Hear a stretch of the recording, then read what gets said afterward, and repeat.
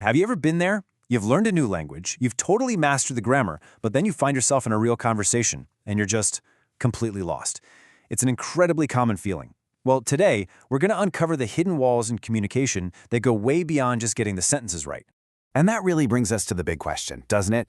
We spend all this time, years even, memorizing grammar rules, thinking that if we're just accurate enough, we'll be fluent. But is perfect grammar really the key to a perfect conversation? As you're about to see, the answer is, well, it's a lot more interesting than a simple yes or no.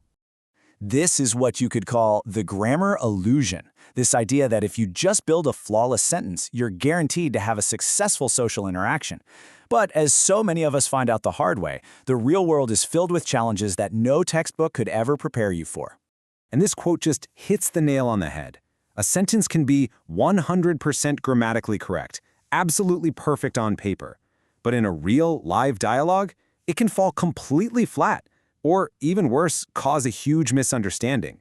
So, what are we missing here? Well, the first hidden wall is found just beyond the sentence itself. We have to start looking at the rules that don't just govern words in a line, but the actual flow and the connection between people in a real dialogue. So you've really got two different types of grammar at play here. On one side, you have sentence grammar, the classic stuff we all learn from textbooks. But then you have this other thing, discourse grammar. And that's all about how conversations hang together, how they flow. It's the subtle art that separates just speaking at someone from actually speaking with them. But hold on, because it goes even deeper. Beyond the flow of the conversation, there's a second, much bigger hidden wall. All the unseen cultural rules that tell us what's appropriate, what's polite, or what even makes sense in a conversation.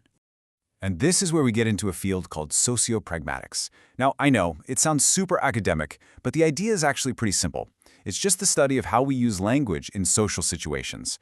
Think of it like an unwritten rulebook that tells us how to be polite, how to figure out what someone really means, and how to show respect based on where we come from.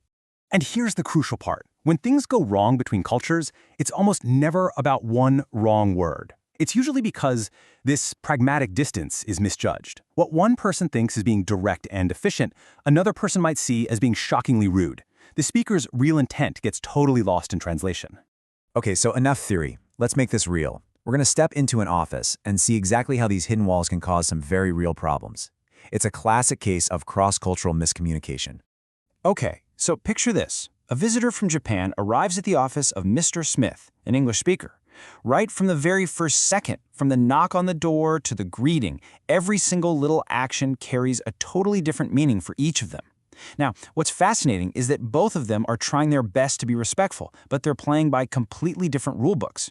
Let's break down where it all goes sideways. First, the greeting. The visitor offers a bow. In his culture, that's the ultimate sign of respect.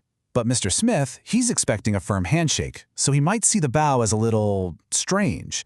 Then, during the talk, the visitor shows respect by not making direct, sustained eye contact. But to Mr. Smith, that can easily look like he's not confident, or maybe even that he's being dishonest. You have two people with the best intentions who are completely misreading each other's signals. So how do we fix this? How do we get past these walls? The answer isn't just to drill more vocabulary.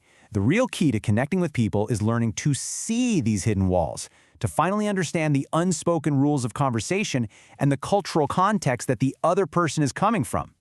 So what's the big lesson here? Well, first off, perfect grammar is just the starting line. It's not the finish. Real conversation has its own set of rules, that discourse grammar we talked about. And you have to remember that what's considered polite is completely defined by culture. That's sociopragmatics. When things go wrong, it's almost always about context, not vocabulary.